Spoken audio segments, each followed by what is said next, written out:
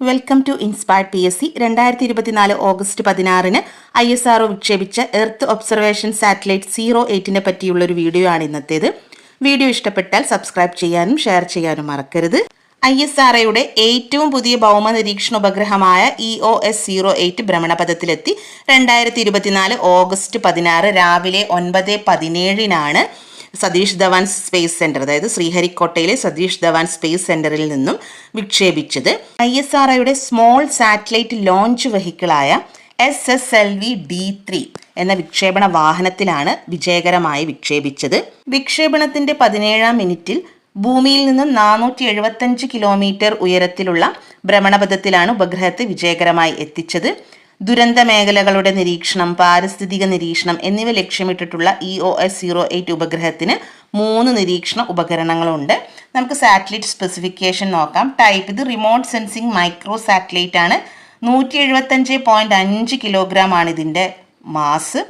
Orbit ഞാൻ നേരത്തെ പറഞ്ഞു, സർക്കുലർ ലോ എർത്ത് ഓർബിറ്റ് ആണ്. അത് 475 കിലോമീറ്റർ ഉയരത്തിലുള്ള ഒരു സർക്കുലർ ലോ എർത്ത് ഓർബിറ്റിലേക്കാണ് ഇത് വിക്ഷേപിച്ചത്. ലൈഫ് സ്പാൻ നോക്കുകയാണെങ്കിൽ കാലാവധി ഏകദേശം 1 ഇയർ ആണ് പറയുന്നത്, 1 വർഷമാണ് പറയുന്നത്. ഇതിൻ്റെ മൈക്രോ സാറ്റലൈറ്റ് ബസ് ഓർത്ത് വെക്കണം. മൈക്രോസാറ്റ് അല്ലെങ്കിൽ IMS-1 ആണ് ഇതിൻ്റെ micro satellite bus. Mission objective നോക്കാം. Development of micro platform, integration of advanced payload instrument, implementation of new technologies for future operations. അപ്പോൾ ഒബ്ജക്റ്റീവ് എന്തൊക്കെയാണ്? ഒരു മൈക്രോ സാറ്റലൈറ്റ് പ്ലാറ്റ്ഫോം ഡെവലപ്പ് ചെയ്യാം. അതുപോലെ തന്നെ അഡ്വാൻസ്ഡ് ആയിട്ടുള്ള പേലോഡ് ഇൻസ്ട്രുമെൻറ്റ്സ് ആണ് ഇതിൽ പരീക്ഷിച്ചിരിക്കുന്നത്. Implementation of new technologies for future operations, ഭാവിയിലെ ഈ പരീക്ഷണങ്ങൾക്ക് വേണ്ടിയിട്ടും സാറ്റലൈറ്റ് ലോഞ്ചിങ്ങിനൊക്കെ വേണ്ടിയിട്ടുള്ള ന്യൂ ടെക്നോളജീസിൻ്റെ ഒക്കെ ഇംപ്ലിമെൻറ്റേഷനും ഇതിലൂടെ ഇവർ ഉദ്ദേശിക്കുന്നുണ്ട്. പരിസ്ഥിതി നിരീക്ഷണം, ദുരന്ത നിവാരണ, ഗഗൻയാൻ ദൗത്യത്തിനുള്ള പിന്തുണ എന്നിവയാണ് EOSന്റെ പ്രധാനമായ ലക്ഷ്യം. ഓക്കെ, ഓർത്തു വെക്കുക. പരിസ്ഥിതി നിരീക്ഷണം, ദുരന്ത നിവാരണം, അതുപോലെ ഗഗൻയാൻ ദൗത്യത്തിനുള്ള പിന്തുണ, ഇത് 3ഉം ഇമ്പോർട്ടൻ്റ് ആണ്. ഇത് SSLVയുടെ 3ാമത്തെയും അവസാനത്തെയും ദൗത്യമാണ്. വിജയകരമാകുന്ന, അതായത് വിജയിച്ച 2ാമത്തെ ദൗത്യമാണ് SSLV D3. വിക്ഷേപണ സ്ഥലം ഞാൻ നേരത്തെ പറഞ്ഞു, ആന്ധ്രാപ്രദേശിലെ ശ്രീഹരിക്കോട്ടയിലെ സതീഷ് ധവാൻ സ്പേസ് സെന്ററിൽ നിന്നാണ് വിക്ഷേപിച്ചത് ഓഗസ്റ്റ് 16-ന്.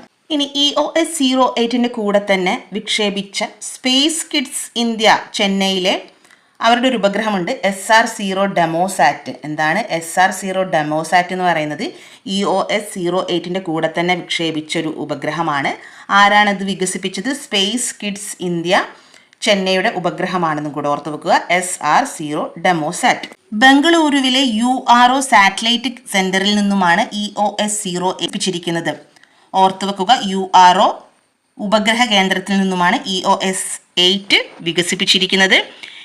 3 പേലോഡുകൾ ഉണ്ട് അല്ലേ? 3 പേലോഡ്സ്. അപ്പോൾ ഈ പേലോഡ്സിനെ പറ്റിയിട്ട് പറയാം. കൃത്യമായ കാലാവസ്ഥ പ്രവചനത്തിനും വെള്ളപ്പൊക്ക മുന്നറിയിപ്പുകൾക്കും ഗഗൻയാൻ ദൗത്യത്തിലെ നിരീക്ഷണ സംവിധാനമായിട്ട് പ്രവർത്തിക്കുന്ന പേലോഡുകളാണ്. 3 പേലോഡുകളുണ്ട്. Electro optical infrared payload EOIR. ഇതിൻ്റെയൊക്കെ എക്സ്പ്ലനേഷൻ, ഇതെല്ലാം ഫുൾ ഫോം എല്ലാ കാര്യങ്ങളും നോക്കി വെക്കണം. Electro optical infrared payload, global navigation satellite system reflectometry payload GNSSR, global navigation satellite system reflectometry payload. SIC UV dosimeter, 3ാമത്തെ പേലോഡാണ് SIC, അതായത് സിലിക്കൺ കാർബൈഡ് ആണ്. Silicon carbide UV dosimeter. അങ്ങനെ 3 പേലോഡുകളാണ്. നമുക്കിതിൻ്റെ ഫങ്ഷൻസ് ഒന്ന് നോക്കാം. ഇലക്ട്രോ ഒപ്റ്റിക്കൽ ഇൻഫ്രാറെഡ് പേലോഡിനെ പറ്റി നോക്കാം. ഇതിൻ്റെ ലക്ഷ്യം എന്ന് പറയുന്നത് സാറ്റലൈറ്റ് അധിഷ്ഠിത നിരീക്ഷണം, അതായത് ഉപഗ്രഹങ്ങളെ നിരീക്ഷിക്കുക, ഉപഗ്രഹങ്ങൾ ബേസ് ചെയ്തിട്ടുള്ള ഒബ്സർവേഷനാണ് ഉദ്ദേശിക്കുന്നത്. അതുപോലെ ദുരന്ത നിരീക്ഷണം, പരിസ്ഥിതി നിരീക്ഷണം, പ്രകൃതിയെല്ലാം നിരീക്ഷിച്ച് ദുരന്ത മുന്നറിയിപ്പൊക്കെ നൽകാൻ വേണ്ടിയിട്ടൊക്കെ സഹായിക്കുന്ന ഒരു പേലോഡാണ് electro optical infrared payload. Okay, ഇനി നെക്സ്റ്റ് പേലോഡ് എന്ന് പറയുന്നത് global navigation satellite system reflectometry പേലോഡാണ്. ഇത് സമുദ്ര ഉപരിതലത്തിലെ കാറ്റ് വിശകലനം ചെയ്യുന്നു, മണ്ണിൻ്റെ ഈർപ്പം വിലയിരുത്തുന്നു, ഹിമാലയൻ മേഖലയിലെ ക്രയോസ്ഫിയർ പഠനം, വെള്ളപ്പൊക്കം കണ്ടെത്തൽ, ഉൾനാടൻ ജലാശയങ്ങൾ കണ്ടെത്തൽ എന്നിവയാണ് ഗ്ലോബൽ നാവിഗേഷൻ സാറ്റലൈറ്റ് സിസ്റ്റം ലക്ഷ്യമിടുന്നത്. ഓക്കെ, ഈ പേലോഡിൻ്റെ ലക്ഷ്യങ്ങൾ എന്തൊക്കെയാണ്? സമുദ്ര ഉപരിതല കാറ്റ് വിശകലനം, മണ്ണിന്റെ ഈർപ്പം വിലയിരുത്തൽ, ഹിമാലയൻ മേഖലയിലെ ക്രയോസ്ഫിയർ പഠനം, വെള്ളപ്പൊക്കം കണ്ടെത്തൽ, ഉൾനാടൻ ജലാശയങ്ങൾ കണ്ടെത്തൽ, ഇതെല്ലാം ലക്ഷ്യമാണെന്ന് ഓർത്തു വെക്കുക. ഇനി സിലിക്കൺ കാർബൈഡ് UV ഡോസിമീറ്ററിന്റെ ലക്ഷ്യം എന്ന് പറയുന്നത് ഇതാണ് ഗഗൻയാൻ മിഷനിൽ സഹായിക്കുന്നത്. ഓർത്തു വെക്കുക. SIC UV ഡോസിമീറ്റർ ആണ് ഗഗൻയാൻ മിഷനിലെ ക്രൂ മൊഡ്യൂളിന്റെ വ്യൂ പോർട്ടിൽ അൾട്രാ വയലറ്റ് വികിരണം നിരീക്ഷിക്കുക, UV റേസ് നിരീക്ഷിക്കുകയും ഗാമ വികിരണത്തിനായുള്ള ഉയർന്ന ഡോസ് അലാറം സെൻസർ ആയിട്ട് പ്രവർത്തിക്കുകയൊക്കെ ചെയ്യുന്നുണ്ട്. ഓക്കെ, അപ്പം ഇതാണ് SIC UV ഡോസിമീറ്റർ ആണ് ഗഗൻയാൻ മിഷനിൽ സഹായിക്കുന്നതെന്ന് ഓർത്ത് വെക്കുക. അടുത്തതായി നമുക്ക് സ്മോൾ സാറ്റലൈറ്റ് ലോഞ്ച് വെഹിക്കിൾ എന്താണെന്ന് നോക്കാം. PSLVക്കും GSLVക്കും പോളാർ സാറ്റലൈറ്റ് ലോഞ്ച് വെഹിക്കിളും ജിയോ സിൻക്രണൈസ് ലോഞ്ച് വെഹിക്കിളിനും പുറമെ ISR ഉപയോഗിക്കുന്ന വിക്ഷേപണ വാഹനമാണിത്. ഇത് മൈക്രോ, മിനി, നാനോ ഉപഗ്രഹങ്ങളെ ഏറ്റവും ചെലവ് കുറച്ചും കൃത്യതയോടുകൂടിയും ബഹിരാകാശത്ത് എത്തിക്കുന്ന ഒരു വിക്ഷേപണ വാഹനമാണ്. പറഞ്ഞു 10 മുതൽ 500 കിലോഗ്രാം വരെ പിണ്ഡമുള്ള സാറ്റലൈറ്റുകളെ 500 കിലോമീറ്റർ പ്ലാനാർ ഭ്രമണപഥത്തിൽ എത്തിക്കാൻ ആർക്ക് കഴിയും? SSLVക്ക് കഴിയും. SSLV ആണ് സ്മോൾ സാറ്റലൈറ്റ് ലോഞ്ച് വെഹിക്കിൾ. SSLVയുടെ പ്രയോജനങ്ങൾ ഒന്നും കൂടെ പറയാം. 34 മീറ്റർ ഉയരവും 500 കിലോ ഉപഗ്രഹങ്ങളെ ഭൂമിയുടെ ഭ്രമണപഥത്തിൽ എത്തിക്കാൻ പറ്റും. അതുപോലെ ഇത് വിജയകരമായി കഴിഞ്ഞത് ഇപ്പോൾ ഞാൻ പറഞ്ഞ മൂന്നാമത്തെയും അവസാനത്തെയും വിക്ഷേപണമാണ്. അപ്പോൾ ഈ ഒരു വിക്ഷേപണ ആവശ്യങ്ങൾക്ക് വേണ്ടിയിട്ട്, അതായത് ഈ ഒരു വിക്ഷേപണ വിജയത്തോടുകൂടെ SSLV വാണിജ്യ വിക്ഷേപങ്ങൾക്കായിട്ട് ISROയുടെ വാണിജ്യ വിഭാഗമായ ന്യൂ സ്പേസ് ഇന്ത്യ ലിമിറ്റഡിനാണ് കൈമാറാൻ പോകുന്നത്. അപ്പോൾ കുറഞ്ഞ ചെലവും കുറഞ്ഞ ടേൺ അറൗണ്ട് സമയവും ഒക്കെ ഉള്ളൂ. ഉപഗ്രഹങ്ങളെ 500 കിലോഗ്രാം വരെ വഹിക്കാനുള്ള ശേഷിയുണ്ട്.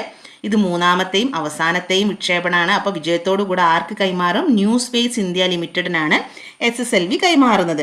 നമുക്കിതിൻ്റെ ഹിസ്റ്ററി ഒന്ന് നോക്കാം. SSLV D1 വിക്ഷേപിച്ചത് ഓഗസ്റ്റ് 2022 ഇതൊരു ഫെയിൽഡ് മിഷനാണ്.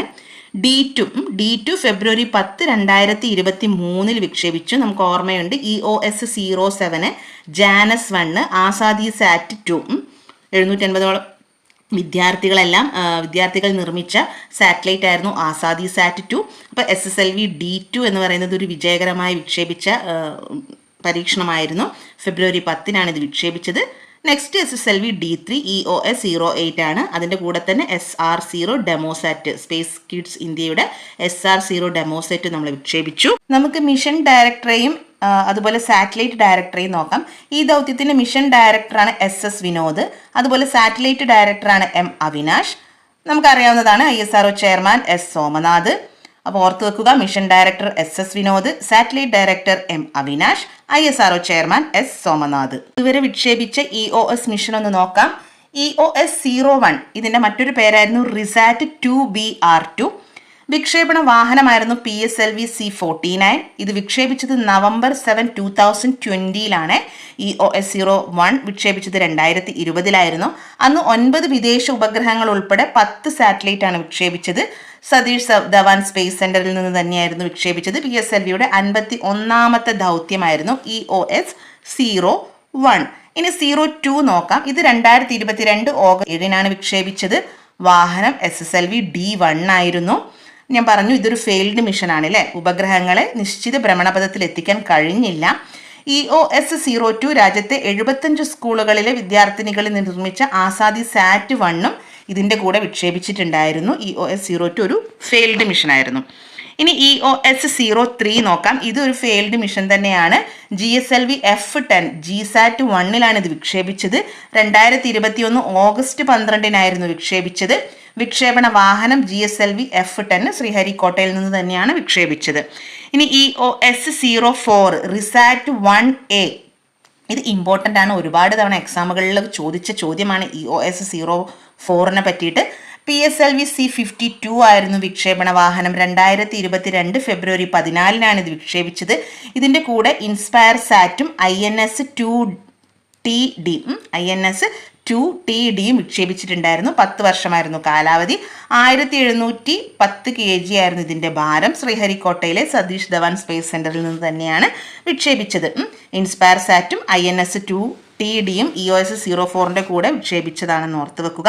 അടുത്തത് EOS 06 ആണ്. ഓഷ്യൻ സാറ്റ് എന്നറിയപ്പെട്ട EOS 06 വിക്ഷേപിച്ചത് 2022 നവംബർ 26 PSLV C-54 ആയിരുന്നു വിക്ഷേപണ വാഹനം. 9 ഉപഗ്രഹങ്ങളാണ് വിക്ഷേപിച്ചത്. ഭൂട്ടാന് വേണ്ടിയിട്ടുള്ള INS-2B, അതുപോലെ ബംഗളൂരു കേന്ദ്രമായ സ്റ്റാർട്ടപ്പായ ആനന്ദ്, പിക്സൽ സ്റ്റാർട്ടപ്പിന്റെ ആനന്ദ് എന്ന് പറഞ്ഞൊരു ഉപഗ്രഹം വിക്ഷേപിച്ചു. അതുപോലെ ഹൈദരാബാദ് ധ്രുവ സ്പേസിന്റെ തൈബോൾട്ടിന്റെ 2 ഉപഗ്രഹങ്ങളാണ് വിക്ഷേപിച്ചത്. എന്താണ്? ധ്രുവ സ്പേസിന്റെ തൈബോൾട്ട് 2 ഉപഗ്രഹങ്ങൾ അങ്ങനെ വന്നു. അതുപോലെ US-ന്റെ അസ്ട്രോകാസ്റ്റിന്റെ 4 ഉപഗ്രഹങ്ങളാണ് അന്ന് വിക്ഷേപിച്ചത്. 4 ഉപഗ്രഹങ്ങൾ വിക്ഷേപിച്ചിട്ടുണ്ടായിരുന്നു. ഇതിന്റെ ഡയറക്ടർ R ബിജു ആണ്. മലയാളിയായ R ബിജു ആയിരുന്നു മിഷൻ ഡയറക്ടർ. അപ്പോൾ EOS-06 ഓഷ്യൻ സാറ്റ് എന്നറിയപ്പെടുന്നു. അതുപോലെ നവംബർ 26, 2022 വിക്ഷേപിച്ചത്. PSLV C-54 ആയിരുന്നു വെഹിക്കിള്. INS-2B ഭൂട്ടാന് വേണ്ടിയിട്ടുള്ള INS-2B. അതുപോലെ ബംഗളൂരു പിക്സൽ സ്റ്റാർട്ടപ്പിന്റെ ആനന്ദ് എന്ന് പറഞ്ഞൊരു ഉപഗ്രഹം, ഹൈദരാബാദ് ധ്രുവ സ്പേസിന്റെ തൈബോൾട്ട്, US-ന്റെ അസ്ട്രോകാസ്റ്റ്, US-ൽ നിന്നുള്ള അസ്ട്രോകാസ്റ്റ്, അതുപോലെ അസ്ട്രോകാസ്റ്റിന്റെ 4 ഉപഗ്രഹങ്ങളുണ്ട്.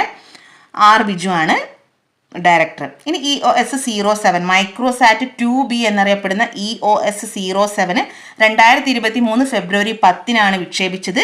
ജാനസ് 1, അമേരിക്കയിലെ അൻഡാരിസ് നിർമ്മിച്ച ഉപഗ്രഹമാണ് ജാനസ് 1 ഉണ്ടായിരുന്നു. ആസാദിസാറ്റ് 2 ഉണ്ടായിരുന്നു. ഇതിൻ്റെ വിക്ഷേപണ വാഹനമാണ് SSLV D2 ട്ടോ. SSLV D2ന്റെ മറ്റൊരു പേരാണ് ബേബി റോക്കറ്റ് എന്നറിയപ്പെടുന്നതാണ് SSLV D2. ഇതും ശ്രീഹരിക്കോട്ടയിലെ സതീഷ് ധവാൻ സ്പേസ് സെന്ററിൽ നിന്നാണ് വിക്ഷേപിച്ചത്. ഓക്കെ, അപ്പോൾ നമ്മൾ എർത്ത് ഒബ്സർവേഷൻ സാറ്റലൈറ്റിന്റെ ഹിസ്റ്ററിയും കൂടി ഒന്ന് നോക്കിയിട്ടുണ്ട്. ഈ വീഡിയോ നിങ്ങൾക്ക് ഇഷ്ടപ്പെടുകയാണെങ്കിൽ ഷെയർ ചെയ്യാനും സബ്സ്ക്രൈബ് ചെയ്യാനും മറക്കരുത്. ഓക്കെ, അപ്പം ഉടനെ തന്നെ ഒരു പുതിയൊരു വീഡിയോയുമായി വരുന്നതാണ്. അതുവരെ എല്ലാവർക്കും thank you so much. See you again.